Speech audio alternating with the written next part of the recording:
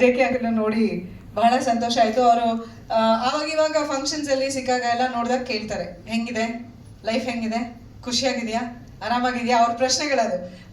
ನನ್ನ ತಂದೆ ನೆನಪಾಗುತ್ತೆ ನನಗೆ. ಆ ಕನ್ಸರ್ನ್ ಅವರಲ್ಲಿರೋದು ಫಸ್ಟ್ ಕೇಳೋದೇ ಇದು. ಆಮೇಲೆ ನನ್ನ ಮಗಳ ಬಗ್ಗೆ ಅಥವಾ ಅಮ್ಮನ ಬಗ್ಗೆ ಅಥವಾ ನಮ್ಮ ಯಜಮಾನ್ರ ಬಗ್ಗೆ ಕೇಳ್ತಾರೆ. ಫಸ್ಟ್ ಅವ್ರು ಕೇಳೋದೇ ನನ್ನ ಬಗ್ಗೆ, ಸಂತೋಷವಾಗಿದೆಯಾ, ಹ್ಯಾಪಿ ಆಗಿದೆಯಾ ನೀನೀಗ ಅಂತ. ಸೊ ಅಂಕಲ್ನ ನೋಡಿ ಖುಷಿ ಆಯಿತು. ಆ್ಯಂಡ್ ಕೋಮಲ್ ಅವರು ವಂಡರ್ಫುಲ್ ಆರ್ಟಿಸ್ಟ್.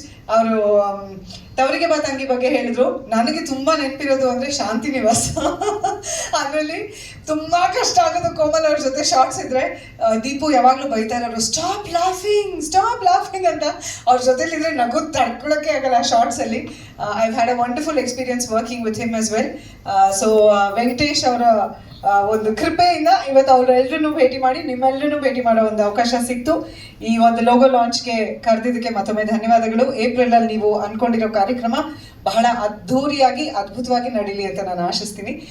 ಮತ್ತೊಮ್ಮೆ ನಿಮ್ಮೆಲ್ಲರ ಪ್ರೀತಿ ಆಶೀರ್ವಾದ ಸದಾ ನನ್ನ ಮೇಲೆ ಇರಲಿ ಅಂತ ಕೇಳ್ಕೊತಾ ನನ್ನ ಮಾತು ಮುಗಿಸ್ತೀನಿ. Thank you.